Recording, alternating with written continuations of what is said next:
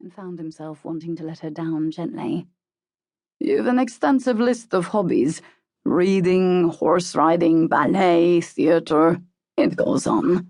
The thing is, the only hobby my PA can reasonably expect to have is me." "Felicity has already explained that to me," Naomi said. Her first interview with his current PA had been thorough enough to leave Naomi in no doubt that the role would be a demanding one. Sev Derzhavin's skills in cybersecurity were globally in demand. Apart from an impossible workload, he was a rich playboy and had a little black book that was his PA's to juggle, along with his private jet and helicopter. Yes, she'd been told exactly what the role would entail. He was arrogant, emotionless, worked you to the bone, but he paid through the nose for attention to duty. Him. From the bitter twist to Felicity's voice, Naomi had soon guessed that there might be a more personal reason for the sudden vacancy. "Even so," Sev went to drop her resume on his desk, and, Naomi was sure, terminate the interview and send her on her way. "Would it help if I told you that I'd lied on my resume?" "Probably not." Instead of standing, he leant back in his seat. "Go on." "Well, I do like the ballet and theatre, but it's stretching it to say that they are hobbies of mine, and I haven't been on a horse since I was 14. "What about reading?" "I'll read in bed." Sev opened his mouth to say something, and then, very sensibly, he closed it. God, he could so easily and so very inappropriately have responded to that. Clearly, Miss Awkward had recognized the opening she'd just given him, because just as those full cheeks had been starting to pale, they had once again flushed pink the second she'd said it. "Well, I can't command your time in the bedroom," Sev said. And he hesitated again because, actually, he wouldn't mind doing just that. He made a very abrupt verbal U-turn. "I warn you, if I offered you the role, then most of your waking hours would be devoted to me. Your time would be spent on a laptop or the phone sorting out my life. You wouldn't even have time to read your horoscope. It'll be mine you turn to first." "I don't believe in them." "I bet you still read them, though." "Is that relevant?" She was tougher than she had first looked.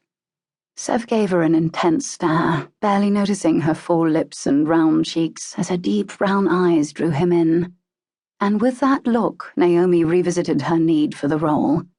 12 to 18-hour days didn't trouble her, rather it was the company she'd be required to keep that did. "I see you're engaged." Sev glanced at the ring she wore before returning her solemn gaze. "Again," Naomi asked. "Is that relevant?" "Actually, it is," Sev tartly responded. "Because you'd have to have the most understanding fiancé in the history of the world to put up with the demands that I would make on your time." "Well, my fiancé isn't here in New York with me. However..." Naomi hesitated for a moment and then decided that, no, if by some miracle he did offer her the role, she wouldn't accept it anyway. 12 minutes ago, her world had been complicated, yet ordered. Well, not ordered as such, but 12 days ago she had arrived in New York. 12 minutes ago she had texted her father to suggest that they catch up for lunch after her interview.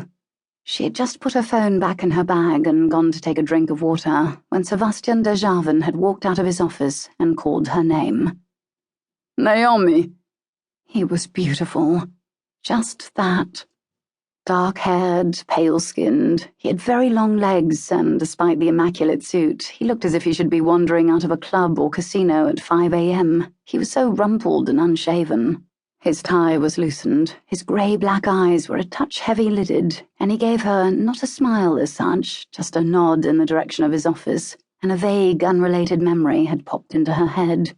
She had remembered the time she'd gone to see her lovely, familiar female doctor for a pap, and a sexy-as-hell locum doctor had come out. Naomi had flunked it and had asked the sexy doctor for a flu injection instead.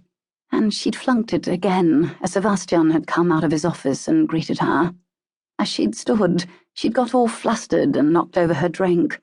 When he'd inquired, in a deep, Russian-accented voice, about her day, she'd been so entranced that she hadn't really heard what he'd said, and he'd had to repeat himself twice. With every question, he'd grown sexier. With every vowel he uttered, she wondered if the chair she was sitting on might be